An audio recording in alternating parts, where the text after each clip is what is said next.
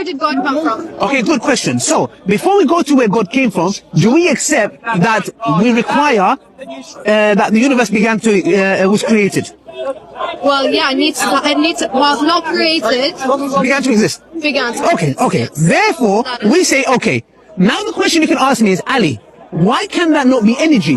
Why is it God? Okay, so that was going to be my next point. And I said it for you. Yeah, you did. Good. Now let's talk about energy. Yeah. Does energy have a will? No. Does it have consciousness? No. Does it have intelligence? No. Okay. How does a property, which is an energy, that doesn't have consciousness, doesn't have a will, doesn't have intelligence, but gives rise to us beings, I have a will, I have a consciousness, and I have intelligence. Something that innately does not have the components to make the faculties that I have, cannot give rise to it. Argument. If I have an empty glass, and I say, let's give this empty glass infinite amount of time, will I ever get a Ferrari? How do you correlate that? The point is this. Exactly. If I have an empty glass, and I said, if we give it infinite amount of time, at one moment, we'll have a Ferrari. That literally makes no sense. Thank you. The point is this. The elements to make a Ferrari is not in the glass. Yeah. So you can never have a Ferrari, even if you give it infinite amount of time. Yeah. There has to be a necessary being that is independent, self-sufficient, that can give rise to that.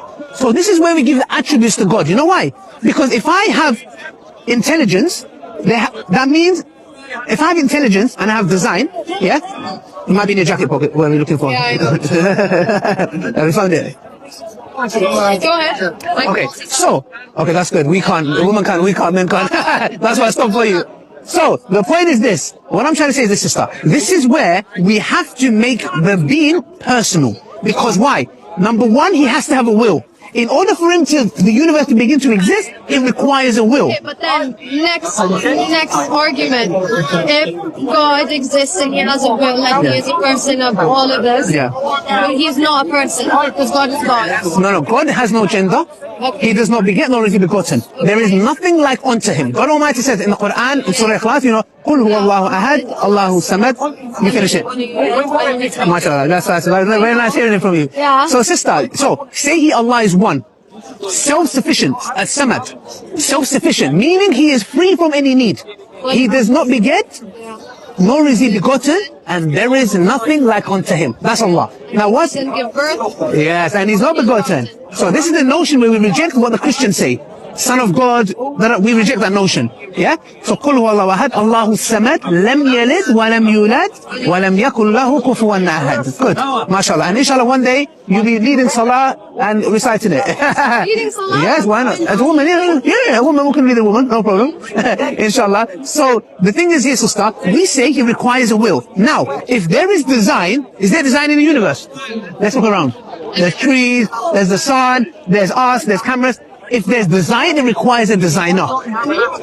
Okay, now, this jumper has a purpose. To keep me warm. But I wore it on the wrong day. So, that's not anybody's fault but mine. The point is this. That creator has to give me a purpose. Because now I'm going to say, okay, good. You exist, you have a will, you have intelligence, you have knowledge, you have power. Yeah? All of these attributes have to be given to God. You know how?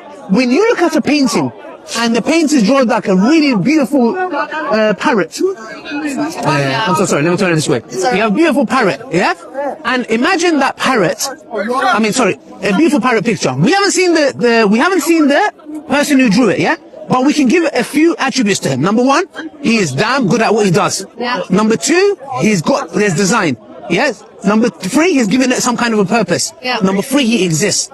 Even though we don't see him, by our logic, we look and say, he has to have these properties. That is what we say when it comes to God Almighty. He has to be the one who has a will. He has to have power, knowledge, and intelligence, etc. Okay?